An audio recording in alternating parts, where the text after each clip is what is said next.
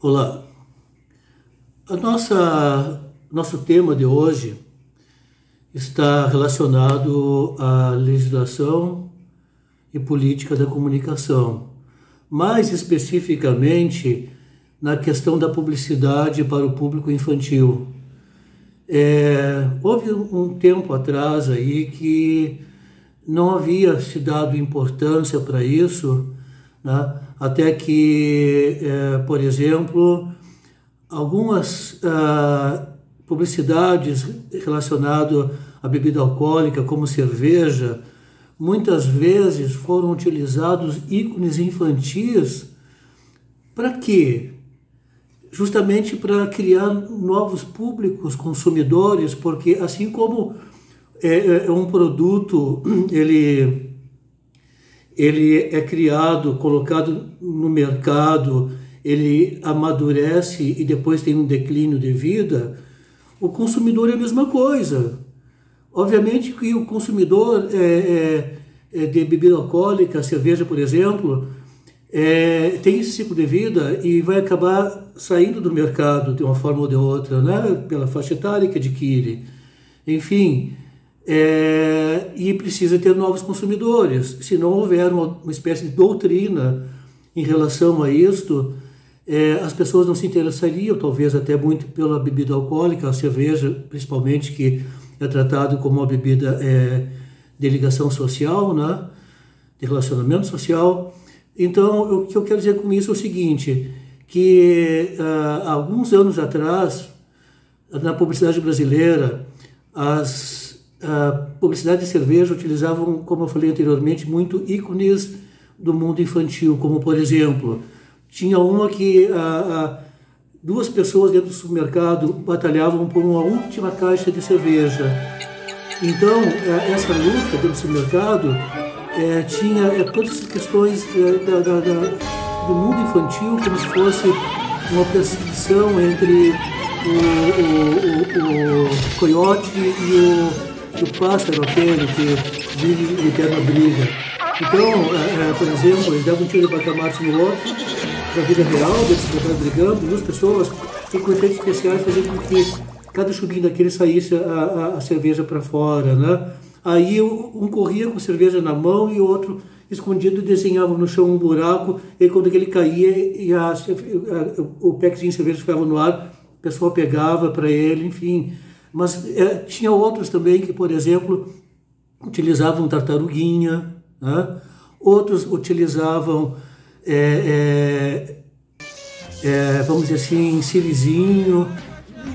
Muito estava relacionado à publicidade da cerveja alcoólica, doutrinando o público infantil, para eles se ligarem na possibilidade de existência desse produto, certo? Bom, não é só isso.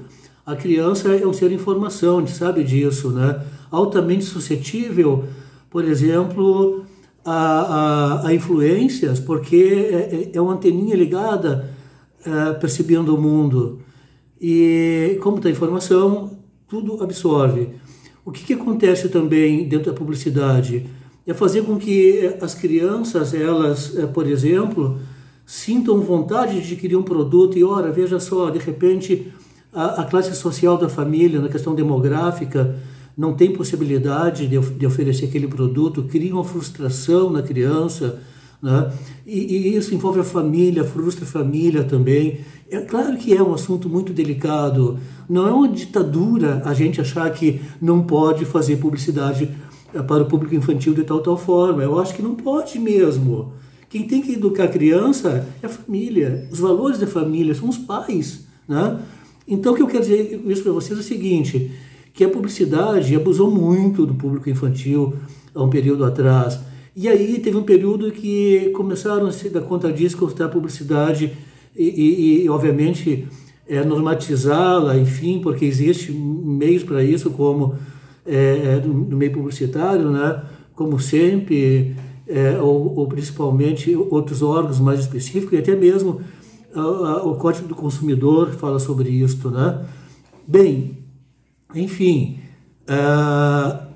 o que eu quero dizer para vocês é o seguinte, que para burlar isso, aqueles programas infantis que existiam faziam muito merchandising editorial. Você sabe que merchandising ela tem PDV, ponto de venda, né, que cartazes, displays e tudo mais, mas também existe o merchandising editorial, é onde dentro do programa é mencionado um produto, um serviço, enfim, de forma até sutil ou às vezes menção ao vivo de uma pessoa que é um ícone dentro de um público, né?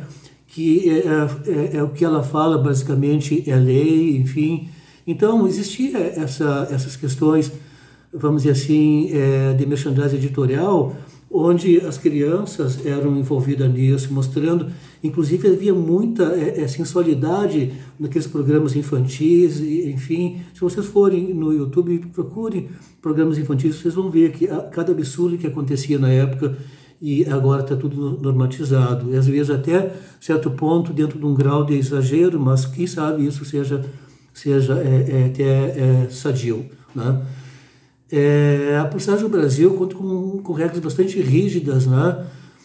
Como, por exemplo, se for fazer hoje em dia uma publicidade para o público infantil, existe a questão de que o verbo imperativo seja eliminado, tipo compre, peça para os seus pais, sabe?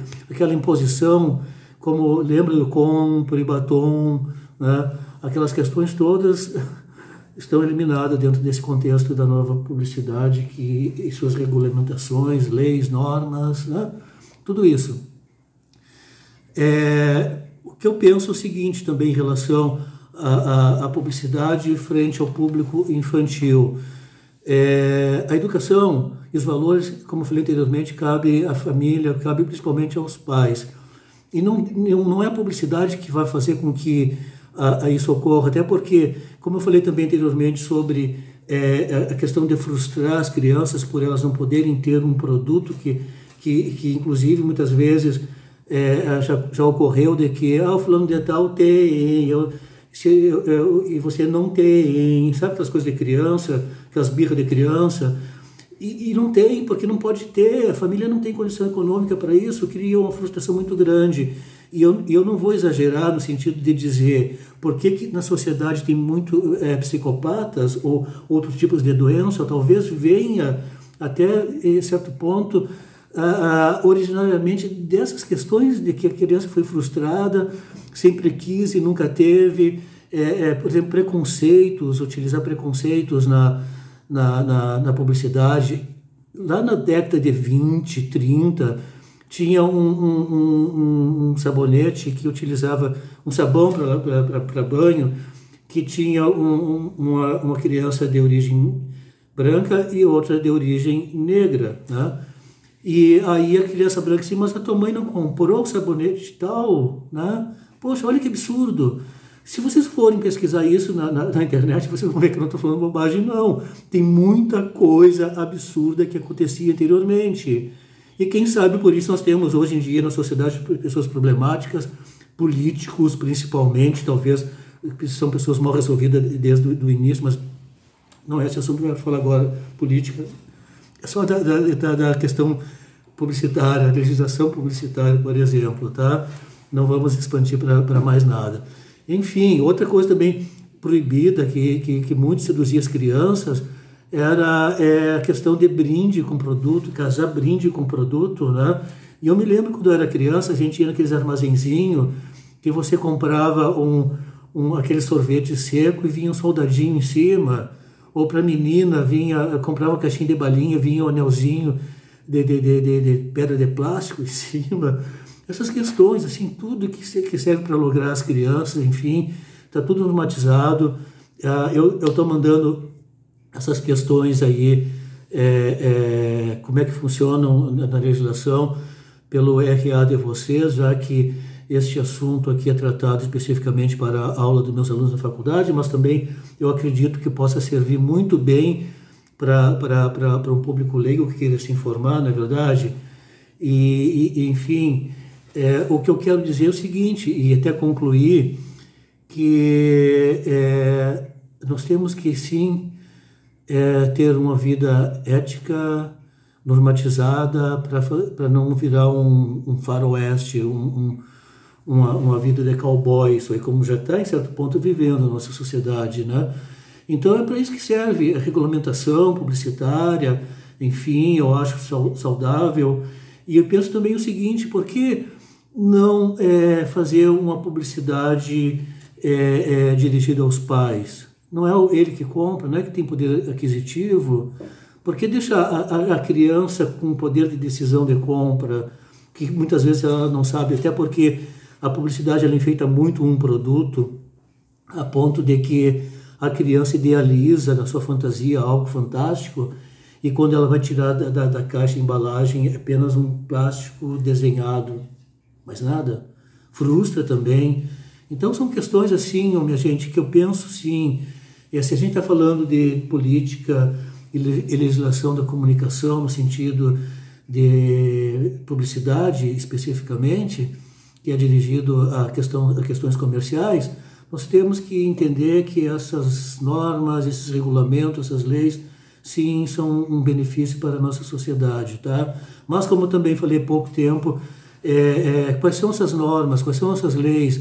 Ficaria muito enfadonho eu falar uma por uma para você sobre aqui nesse momento, porque eu ia deixar essa questão da nossa conversa pesada demais. As leis estão lá uma por uma, estão também na internet disponível, não só aos publicitários, aos estudantes, aos publicitários profissionais, que talvez muitos também nem sabem sobre essas questões, né?